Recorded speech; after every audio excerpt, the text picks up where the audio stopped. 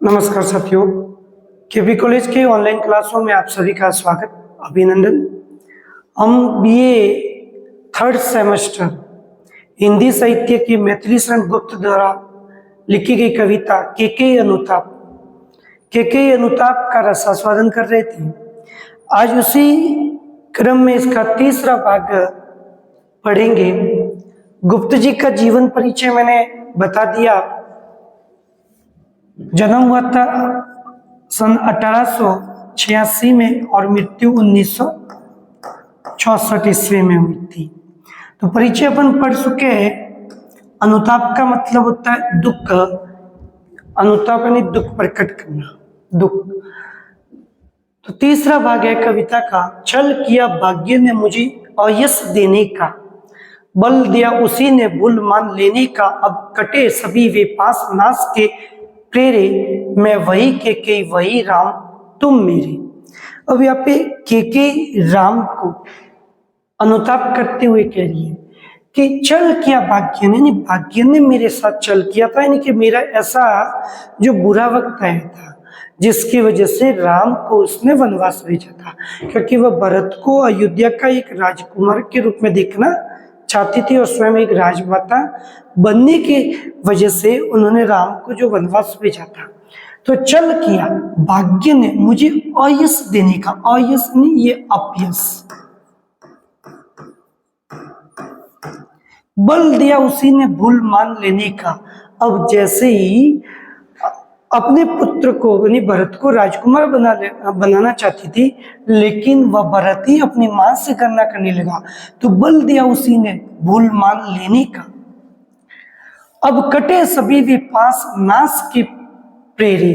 तो अब जो जैसे उसने जो वो कार्य किए, अब कटे सब वे पास नाश के प्रेरे, प्रेरित। तो जो भी इसने ऐसे बुरे कर्म किए उनको वह कोसती हुई कह रही है कि जिसकी वजह से मैं प्रेरित हुई हूं, मैं वही के हूं, राम को कह रही है, और वही राम तुम मेरे हो। तो मैं के वही हूं जो पहले राम से बहुत स्नेह करती थी और जिसके वजह से राम को वनवास मिला था। तो मैं के वही हूं और वही राम तुम मेरे। के शुद्ध रूप के का ये होगा, तो वही मैं तुम मेरे राम हो। होने पर बहुधा अर्धरात्रि अंधेरी, जीजी आकर करती पुकारती मेरी। लोग कुहकीनी अपना कुक राम ये जागा, निज मंजली माँ का स्वप्न देख उठ भागा। अब बहुधा यानी बहुत बार, अनेक बार, अर्ध यानी आधी रात्रि, रात्रि रात, अंधेरी अंधेरा। तो यहाँ पे अंधेरा,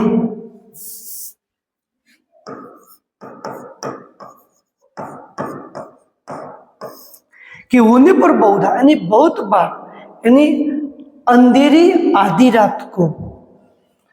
जीजी किसके लिए आए? कौशल्या के लिए। कौशल्या राम की माता। तो जीजी आकर करती पुकारती मेरी। तो अर्धरात्रि में कई बार उठकर अंधेरी रात में यानी कौशल्या आकर पुकार करती थी, आवाज देती थी। किसको? के कह रही, के को, कि लोग कुहकीनी। कुहकीनी का मतलब होता है जादूगरनी,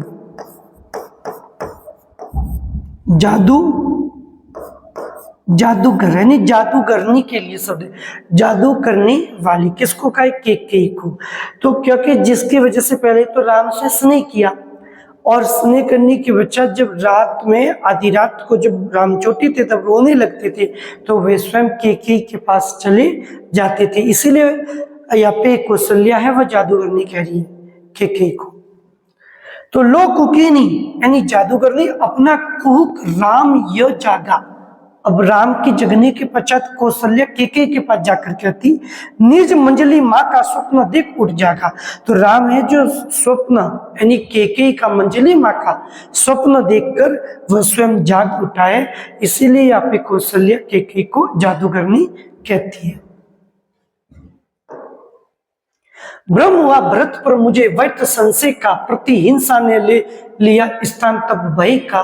तुम पर भी ऐसी भ्रांति भरत से पाती, तो उसे मनाने भी न या मैं आती। अब भ्रम हुआ यानी यहाँ पे राम को कह रही है कि भाई ये जो भ्रम है जो भरत के प्रति, यानी भरत के द्वारा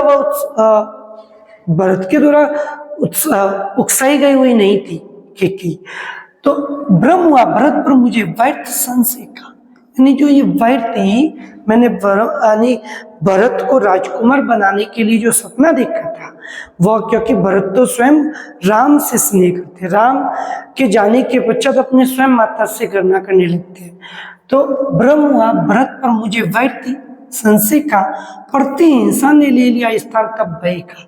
तो जैसे राम की भरत के हित के लिए उन्होंने किया था कि नहीं, लेकिन वह तो उसके भरत ही के पर क्रोधित हो गए। तो ये उल्टा प्रतिहिंसा हुई, प्रतिहिंसा ने ले लिया स्थान तब भय का। तुम पर भी ऐसी भ्रांति भरत से पाती, यानी मैं तुम पर कोई इस तरह से भ्रांति भ्रम नहीं कर रही हूँ भरत की तरफ, तो उसे मनाने भी न यहाँ पे आती। तो अगर आपकी जगह के कह रही है कि भरत को अगर वनवास चला गया होता तो मैं स्वयं मनाने नहीं आती, भरत को लेने नहीं आती है, आपको यानी वनवास भेजा तो मैं स्वयं यहाँ पे लेने के लिए आई हूँ। जीजी आती, अगर भरत वनवास चले जाते तो जीजी स्वयं कौशल्या आती भरत को लेने, मैं यहाँ पे नहीं आती, जो राम को लेने के लिए के गई। किंतु कौन मानेगा, लेकिन ये इस बात को मानता कौन है, मानेगा कौन, स्वयं में आई के लेने आई है। जो अंतर्यामी वही इससे जानेगा, जो आंतरिक भावनाओं को जानता है, जो अंतर्यामी है वही इस कथन को जान सकता है। हे अम्ब यानी माँ, या फिर राम कह रहे किसको, के को, अम्ब माता के लिए, अम्ब माँ माता। हे अम्ब तुम्हारा राम जानता है सब, के को कह रहे हैं राम की, हे अम्ब हे माते तुम्हारा ये राम जानता है सब, इस कारण वह कुछ खेद मानता है, तो इसी कारण तो वह के को मानता है। तो सब के को पता है, वो के को अच्छे से जानते हैं, तो इसी कारण वह कुछ खेद को मानते हैं। क्या स्वाभिमान रखती न के रानी का, बतला दे कोई मुझे उच्च कुल मानी, साथी कोई अपमान तुम्हारा अम्बा, पर हाय आज वह हुई निपट नालंबा। अम्बा माता के लिए है, अम्बा माता के लिए शब्द आया है, और नालंबा यानी असहाय, असहाय। तो क्या स्वाभिमान रखती न के रानी का, अब स्वयं के करिए कि मैं स्वयं जो यहाँ पे आई हूं तो मेरा स्वाभिमान रखना पड़ेगा। राम को कहिए बतला दे कोई मुझे उच्च कुल मानी, यानी मैं एक उच्च कुल की यानी होते हुए मैं स्वयं है जो वो राम को लेने के लिए अयोध्या वापस वनवास से अयोध्या ले जाने के लिए आइए, साथ ही कोई अपमान तुम्हारी अम्बा, यानी उसकी जगह कोई दूसरी अंबानी, जो ये अंबानी तुम्हारी माता ने जो अपमान सहा है, पर हाय आज वह हुई निपट नालंबा। तो आज वह क्या है, इतना अपमान उसने सहा है कि आज वह स्वयं क्या हो गई है, बेसहारा हो गई है, असहाय हो गई है नालंबा। मैं सज मानी नहीं रही सरल छत्राणी, इस कारण से की नहीं दिन्य ये वाणी, पर माँ दिन हो गया आज मन मेरा, भावज्ञ सही जो तुम्हें भावधन मेरा। तो मैं सहज यानी सरल, मानी नहीं रही सरल छत्राणी, तो यानी यहाँ पे के कह रही है राम को कि मैं एक छत्राणी हूं, इसीलिए मैं सहज और सरल नहीं हूं। सरल छत्राणी वह स्वयं नहीं मानती, इसी कारण मेरी वाणी यानी इसी कारण सीखी नहीं देन्य वाणी, इसीलिए मैंने देन्य वाणी को नहीं सीखा, क्योंकि मैं स्वयं एक कौन हूं, छत्राणी हूं।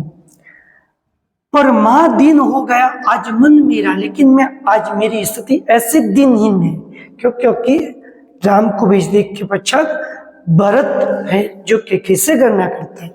तो मैं पर महादीन हो गया आज मन मेरा भावज्ञ, भावज्ञ ने भाव से भरा हुआ, भावनाओं को जानने वाला। भावज्ञ सही जो तुम्ही भावधन मेरा, यानी हे राम अब तुम्ही मेरे जो इस भावनाओं को सहेज सकते हो। क्योंकि कह रही राम को कि आप ही स्वयं मेरे इस भाव रूपी धन को, यानी उसे आप समझ सकते हो, सहेज सकते हो। समुचित ही मुझको विश्व घृणा ने घेरा, समझाता कौन सा शांति मुझे ब्रह्म मेरा। यो ही तुम वन को गए देव सूरपुर को, मैं बैठी ही रह गई लिए इस उर को। उर यानी हरदी, सूरपुर का मतलब देवलोक।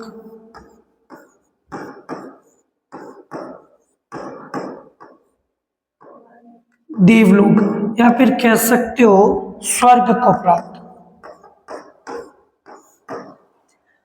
यहाँ पे देव किसके लिए आया है, तो देव दशरथ को कहा है।